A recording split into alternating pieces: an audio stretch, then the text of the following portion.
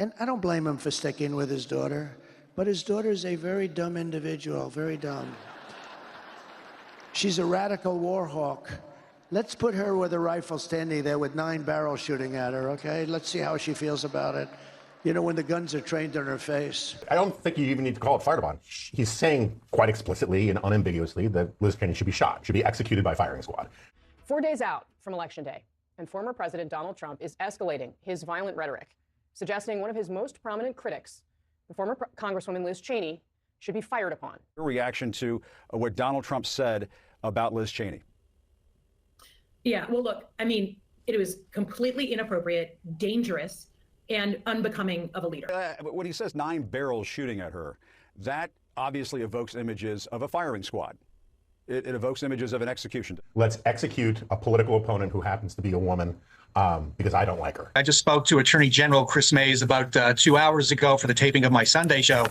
She told me she just gotten off the phone with her criminal division chief, and she was investigating whether what Donald Trump said about Liz Cheney constituted a death threat under Arizona law. I'll tell you, under Arizona law, it is illegal to make threats or intimidate someone. Hey, yo, I really am having fun reporting on this election. This is my first presidential election cycle doing this YouTube thing, and it's been nothing short of amazing. It's been a road filled with so many twists and turns and ups and downs, and we're almost to the end of it, all right? 4 more days to go until Election Tuesday, and I hope that everybody that was able to vote early has casted their vote already. And the most important thing is to get out there and vote. If you see something, record it. There's places where you can post it on X and stuff like that, but get the information out there. If it's your first time, welcome. Other than that, welcome back. Under 800 gang, yo. I appreciate y'all always showing up. 4th video of the week, trying to keep up with this election the best I can. If you want to show some support to the channel, goes a far way if you drop a like, join in on the conversation with a comment, and hit that subscribe button. Following the Madison Square Garden rally, which was a huge success, they called Trump Hitler. Okay, they compared him to somebody that went out there and attempted to exterminate a whole race. All right, that's who they're likening him to. And as far as all of his supporters, Nazis. Everyone there, no matter if you were Jewish, black, white, Hispanic, Muslim, gay, lesbian, all the alphabets, you were a Nazi. Oh yeah. And didn't President Biden, yes, sitting President Biden, refer to half of the country as garbage? I don't know, man. These people are having a PR nightmare. So I guess what they're trying to do now is take Trump's words out of context to make it look like if he was threatening Liz Cheney. These people are desperate. All right, this is not the posturing of somebody who is winning a campaign right now. Every time I see Kamala Harris, she's screaming, she looks weak, she has veins popping out the side of her neck, and then you have the mainstream media scrambling to try to cover for her. Then you check out Trump. I mean, he's been on the road 3 rallies a day sometimes. I'm hearing that next week, Monday, he's going to do 4 rallies before Election Tuesday, and the guy looks energized, all right? The guy looks like somebody that's winning a campaign race. I started off the video with the clip that was circulating on the mainstream media all day. Oh my gosh, he's calling for her to be, you know, assassinated, execution style, blah, blah, blah. But now we could check out the full clip in all of its totality, okay? Because he was making a point. What he was saying is Liz Cheney doesn't have to worry about going and fighting in these wars, okay? As much, and that she constantly wants to go to war with all these other countries, and it's not her fighting. It's not her kids. It's not her family members. It's probably not even her close friends, you know, but it's our kids. It's our friends and family, our nieces and nephews and everyone, our friends' children's that are going to be fighting in this war. And who knows how long these wars could last. But before I get triggered OD, let me get to the clip. Is it weird for you to see Liz Cheney, that'd be Dick Cheney's repulsive little daughter, running against you with Kamala Harris? Well, I think it hurts Kamala a lot, actually. Look, she's a deranged person. But the reason she couldn't stand me is that she always wanted to go to war with people. I don't want to go to war. She wanted to stay in Syria. I took them out. She wanted to stay in Iraq. I took them out. I mean, if it were up to her, we'd be in 50 different countries. She's a radical war hawk. Let's put her with a rifle standing there with 9 barrels shooting at her, okay? Let's see how she feels about it. You know, when the guns are trained on her face. You know, they're all war hawks when they're sitting in Washington in a nice building saying, oh, gee, let's send 10,000 troops right into the mouth of the enemy. But she's a stupid person. And I used to I'd have meetings with a lot of people, and she always wanted to go to war with people. All right, so that was the clip giving more context to what was actually being discussed. All right, when these warmongering Republicans or Democrats, all right, because Liz Cheney, Dick Cheney, Nikki Haley, the Bushes, all of them were warmongering Republicans, and there's warmongering Democrats as well. The point is, it's not their children that are going to have to fight these wars. I'm old enough to remember when 9/11 happened and how long we were in the Middle East, up until Joe Biden's terrible pullout, which is a whole different topic. But the mainstream media has taken, segments of this clip to take him out of context. I'm tired of these politicians that, like even Kamala said, with a swipe of a pen, they can do whatever they want. With a swipe of a pen, we got to go to war. And we talking about our kids, our grandkids potentially being in war. Who knows? I don't know. And then, even worse, he has increased his violent rhetoric, Donald Trump has, about political opponents, and in great detail, suggested rifles should be trained on former Representative Liz Cheney.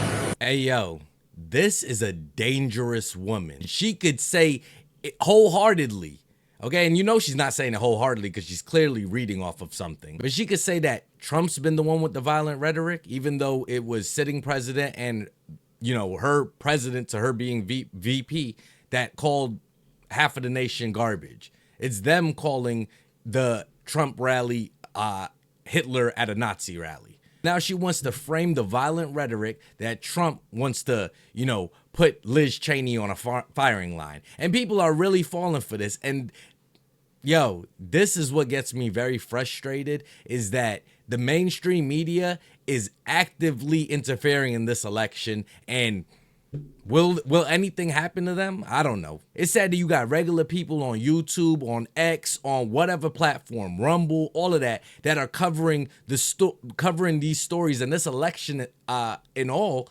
better than the mainstream media. All that they have done every day is attack Trump. Oh, Trump is going to do this. If he gets back in office, is this and that. There's no policy. There's no clear direction of where Kamala Harris is going or where she plans to take the country. She said she doesn't want to do anything differently from Joe Biden. Like, what are people voting for? Is your hatred for somebody that deep? And if that's the case, you need to go get a little bit of help. You need to go a little bit of therapy or something. Hello, everyone. I just want to talk about a couple of points. The top military advisor of Kamala Harris is Liz Cheney, the bloodthirsty person who advocates for more wars in the Middle East. And they would want to send our sons, and we have so many people in the military from our community, from the Arab American community. They would want to send them to fight their own people in the Middle East.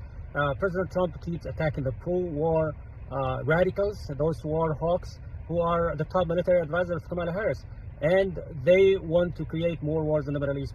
President Trump appreciated and respected our community like it never happened before. For the war hawks, the bloodthirsty people, that would take credits if Kamala Harris wins this election. So please, my message to the Arab American people, vote for Trump and don't miss this opportunity, because we will advocate for peace. That was the mayor of Hamtramck, Michigan, Amir Ghalib. And I'm sorry if I butchered his name, but he is of Middle Eastern descent. And he's even saying under Trump that there was more peace. All right. And that if we go with Kamala, or even, where Liz Cheney is pointing us, or a Nikki Haley for the Republicans or something like that, we're going to be headed to more war. And I'll even say Democrats too, because Hillary Clinton, I believe that if she had been president, that we would have been in more wars. She would have been a continuation of Obama. A lot of people just want world peace. And we took it for granted, but now you could actually see it. Like, I don't understand how people could see the Biden-Harris administration and the Trump administration, or Trump-Pence, whatever you want to call it, and they can't compare the two to each other. We've had 4 years of Biden and Harris, we've had 4 years of Trump. And which one are you doing better in? Look at the world stage right now and how many wars are going on and potentially could be going on, and how many we're funding too, as well as that. And some of them we're even funding both sides. We got Russia and Ukraine. We got Israel and Palestine and Iran and all that. Then we have Taiwan and China. Like, we got stuff popping off. Right here in America, we're on the verge of a civil war, some people are saying.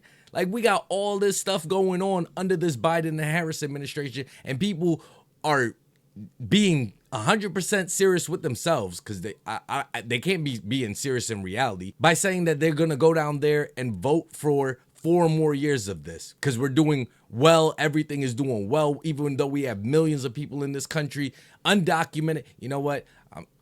In closing, I think everyone on the left is scrambling and scraping like if they was at a Diddy party. Yeah, I love this drink. Where you put my bag I like at? when you like this, Daddy. Yeah, where you put my bag Daddy, at? I like when you Oh, it's right here, scrambling it's and right scraping here. for shit. No, I got I notes like and that. shit. I think that the left is panicking. Every time I see them, they're either arguing with each other. It seems like no one's on the same page. Kamala Harris and Joe Biden aren't even on the same page. Kamala has looked unhinged and fragile every time I see her. She's just screaming now. She was talking about joy a couple weeks, but when I look at her face, that doesn't look like the face of joy. Meanwhile, you have President Trump over here. I mean, his attitude, posturing, it seems like someone that has it in the bag. Like, if he's checking the numbers and he's liking the results and he's just like, let me take my victory lap. You know, it's 4 more days, not much to be done, but he is still on the road. He's giving 3 rallies a day. All right, and then on Monday before the election, he's going to be giving 4.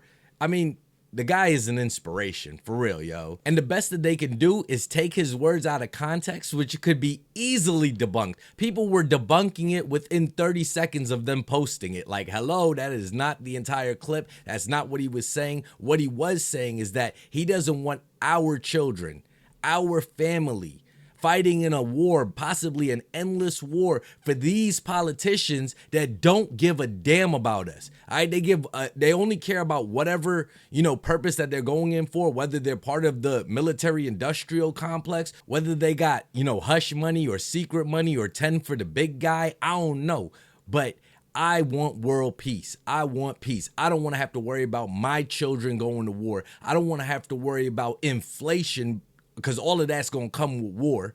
You know what I'm saying? I want us to be chilling. I want us to be relaxing, going on vacations, not worrying about who's being deployed. But I'm interested to know whatever you're thinking. Let me know in the comments section. Till the next video, y'all be safe and stay wavy. Repetition is the father of learning.